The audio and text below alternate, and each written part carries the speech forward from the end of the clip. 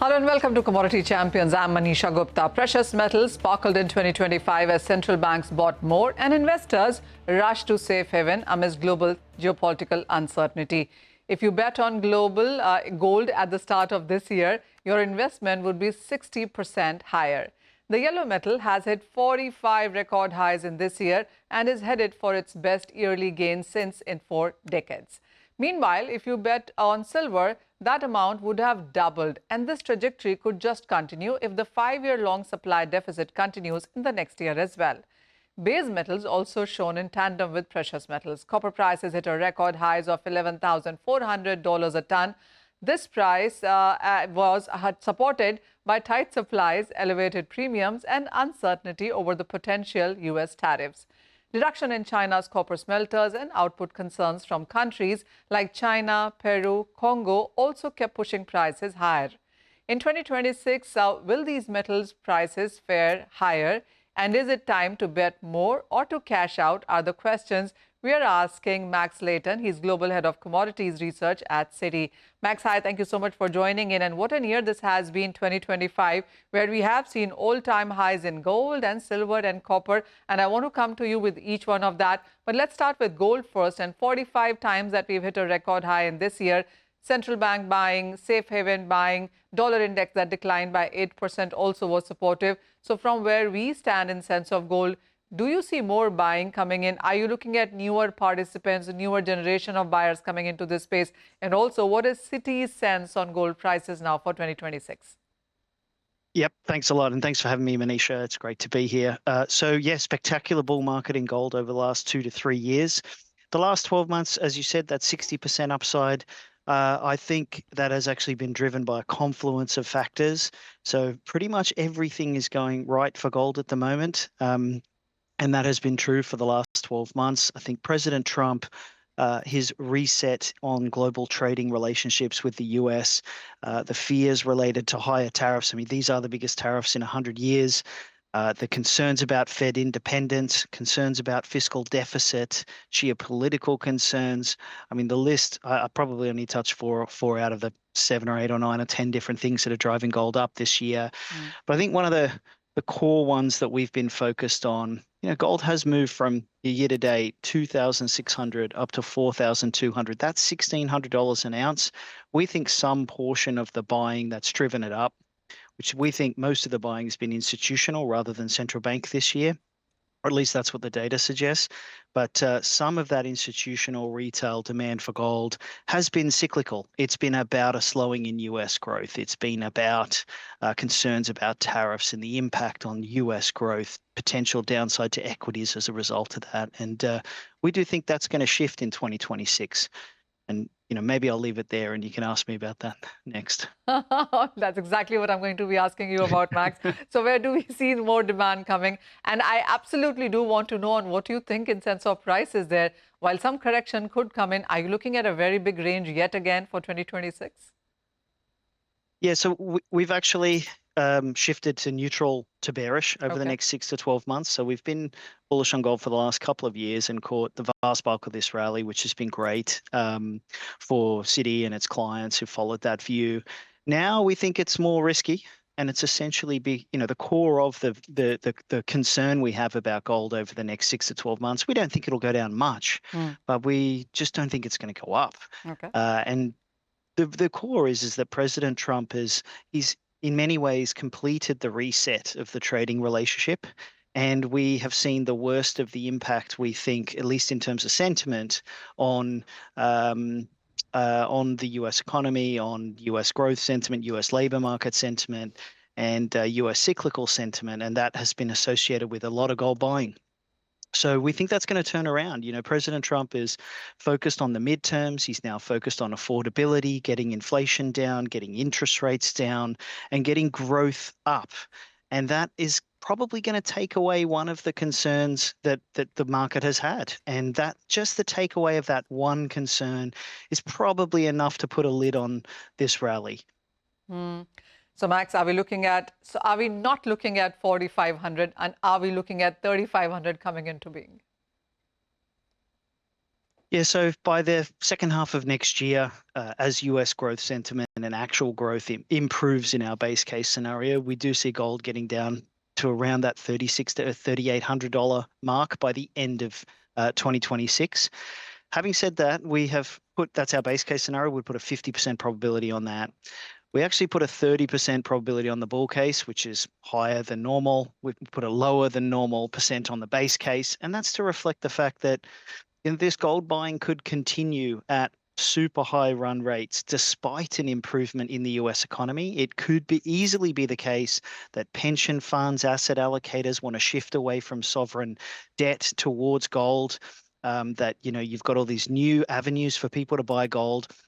And it's entirely plausible that a very small wealth shift continues into gold, and that, the market's just too small, as we've seen this year, to handle small wealth shifts into gold. So we put a 30% probability on the bull case scenario, which is that people just don't really mind about the level of the price being at 55-year highs. They're not concerned about valuation, and they just have to have it as part of their portfolio. And in that bull case scenario, we calculate that gold is going to go up to 5,000 by the end of the year and 6,000 by the end of 2027. So we're kind of, it's very difficult to call up here at these, outrageously high prices. I think Gundlach, a famous investor at Double Line, he said that we're at nosebleed levels in recent weeks. And I can agree with that when you look at a 50-year chart.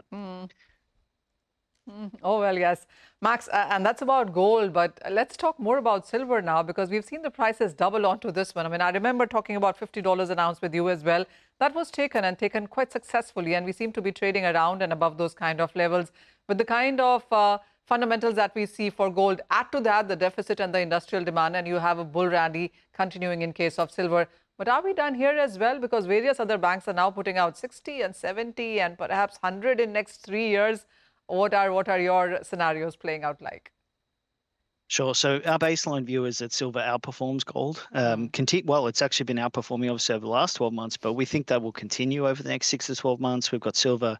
Its next move we think is still up to 62, and in the bull case scenario even as high as 70. So we continue to like silver. It's a little bit more growthy, and we think we're over the next 3 to 4 months we're kind of transitioning away from the bearish impact of some of President Trump's reset related policies towards a more bullish growth scenario. And we're already seeing that the kind of investor money, I think, at the margin shifting a little bit from buying gold into silver, copper, aluminium, the more growthy metals, even the PGMs. And I think that continues over the next 3 months. So we think silver's got another leg higher in it yet. You talked about the PGMs, and that's a chart in front of you. You have platinum, palladium up by 70 and 80%, and then copper has hit an all-time high this year as well.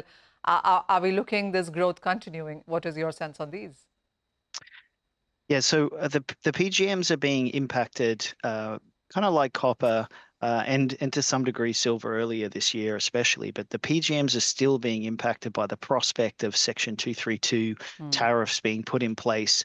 We could get an announcement, or on paper we should get an announcement on whether they will attract 232 tariffs over the next 5 to 6 weeks. Should happen by mid-January according to the executive order. So if that happens, you could see COMEX PGMs prices increase by as much as 50%. So there's still, certainly we like palladium on COMEX. It's our base case scenario that there is a major tariff put on palladium through the Section 232 process. And on top of the fact that people are concerned that there may be tariffs or expecting that there may be tariffs, and that presents upside to the price. While that happens, traders are incentivized to shift physical PGMs into the US to get exposure to those potential tariffs. So that is tightening up the ex-US market for these metals, and we expect that to continue in the near term. So bullish near term, 6-12 months, it's a little bit more difficult. They've had fantastic rallies, and there is some investor portion of it, and once the tariffs are in, we think there will be some easing of the balances. So yeah, probably neutral to bearish on a 6-12 month view, but only after a very bullish period for the next month or two. And what about copper? Are we looking higher highs onto this one continuing? Because renewables demand on one side and the kind of inventory mining issues that we have seen in case of copper clearly have been quite supportive. Yeah, for quite a physical commodity, I mean, unlike the precious metals, especially gold and silver, which are driven by the dollar allocation to the metals, copper's driven, or at least, over time, it's driven by physical volume and offtake.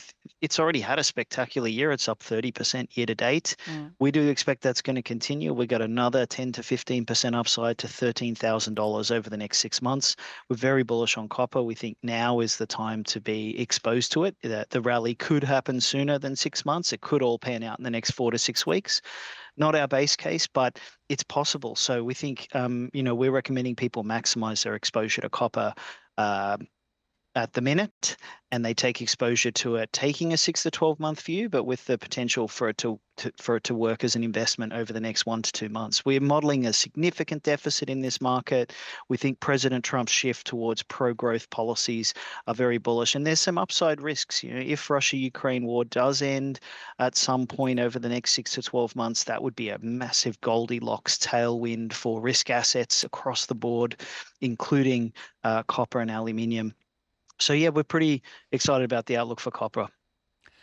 All right. So until time, whatever we have spoken to Max, he's very, very bullish on. So whether it's about gold, not so much, but silver, copper, well, absolutely. And so is the case with PGMs as well. But with that, it's time for a very short commercial break. Max Layton stays with us because we have so many more commodities to talk about after this very short break.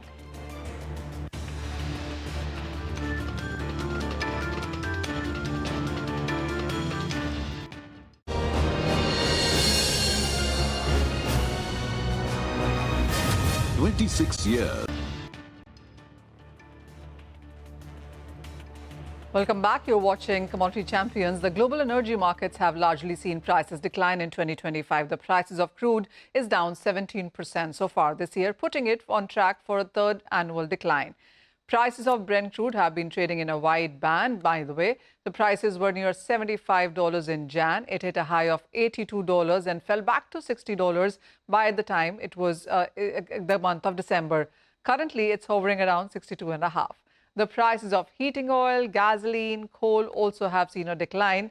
However, it's natural gas which has risen by nearly 33% in this year. So where are the energy markets headed? We still have with us Max Layton, Global Head of Commodities Research at Citi. Max, how are you looking at the crude oil prices to begin with? The third year of decline, are we looking at surplus concerns going forward in 2026? Of course, yeah. We actually think that, we're closer to the bottom in crude oil than I think many of our peers and competitors and consultants out there. We're less bearish, although we are bearish, but we think we're close to the end of this bear market. We think we'll see the end of this bear market over the next 6 to 12 months. We expect Brent crude oil to trade around $55 to $65 range. We've been bearish for the last 2 years, down from $75 to $80. We're trading at 62 now, which is the upper end of this range I just mentioned. But we do think, if it gets down to that $55 mark or anywhere near that, we actually think it's a buying opportunity for medium to long-term investors, for consumers. Our first quarter average is $60, and then for the remainder of the year, we see the price averaging $62. How would you look at the natural gas prices? The 30% gains that we've seen into this one, especially now when we are heading into the winter season, would you say there are more gains remaining here? Actually, on natural gas, on US gas, we're slightly more bearish than I would say consensus. On the oil, we're a bit more constructive, but on natural gas, a bit more bearish. We actually see the price easing from here over the next 6 to 12 months. One thing that will impact the commodity markets quite a bit going forward is going to be the dollar index. So, Max, would you say that with the kind of 7 or 8% of a decline that we've seen in this year, are we done with this one too? Look, maybe in the near term, there's a little bit of downside. The US economy is still slowing down. Its labor market's still slowing down, activity indicators still slowing down. But through the course of 2026, we see a gradual improvement in US growth, as I've mentioned, supporting things like copper, aluminium, silver. And we also think that will result in strengthening in the dollar. And this isn't the commodity view. This is the Citi economists and Citi FX forecasters view, they're much more bullish than the street, which is quite bearish on the dollar, and they see a slight improvement in or increase in the dollar, particularly through the second to the fourth quarter of next year. Max, I do know that you do not look at cryptos, but that has been yet another thing that US talked about quite a bit in this year, especially with the US president introducing, friendly framework therein. Have you seen the asset class at all? I mean, the first half was very, very bullish. The second half has seen a lot of profit taking coming in. Are you looking at this one at all? Yeah, I am aware that Citi has some pretty detailed models on Bitcoin and some price forecasts out there, or at least some modeled outcomes that they share with Citi clients, and they are very bullish. I can't remember the exact number, but it's substantially higher than today's price over the next 12 months. And look, please feel free to, if anyone here wants to get in touch with me and get the details of those models, you're more than welcome. Oh, that sounds good. Max, also, when commodities move, they usually move in cycles. So last year was perhaps, the last 12 months was perhaps all about precious metals. And now you're talking about base metal prices, which are expected to be quite bullish going forward. A lot of people are talking about the agri-commodities as well. What with all these tariffs and trade agreements as well? Are you looking at that space too? Yeah, so we have a team of 11 analysts covering over 25 different commodities, and that includes the primary grains and soft commodities. In that space, our highest conviction view is that coffee prices are set to trade lower, as the removal of US tariffs on coffee from Brazil and Vietnam are likely to ease that market significantly. So production and export from the coffee producing countries has been increasing, and we expect it to be higher year on year. It has been and it will be going forward.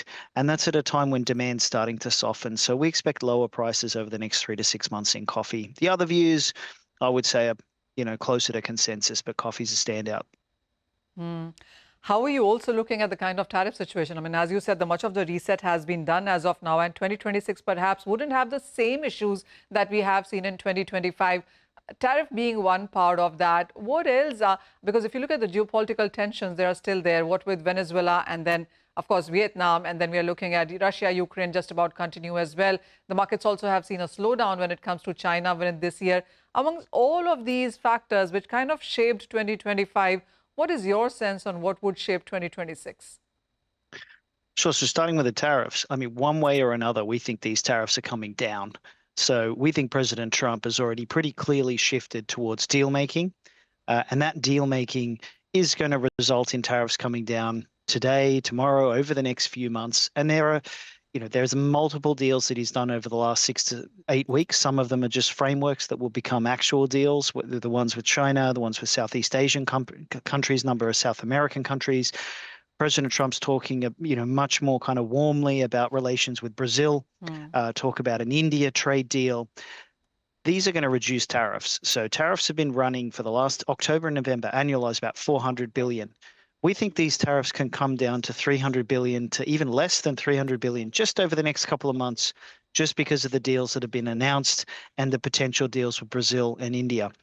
So tariffs, inflation concerns are likely to come down. I think that's going to be a key theme.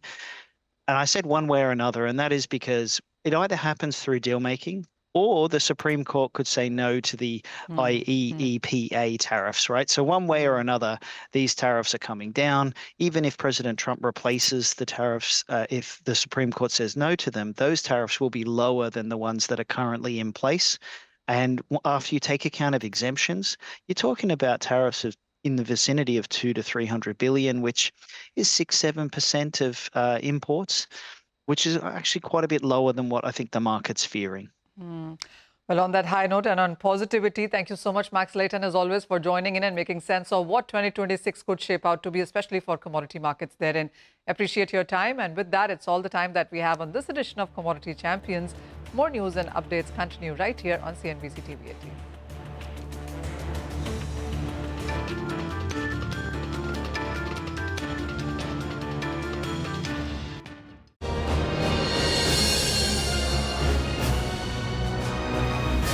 "26 years of CNBC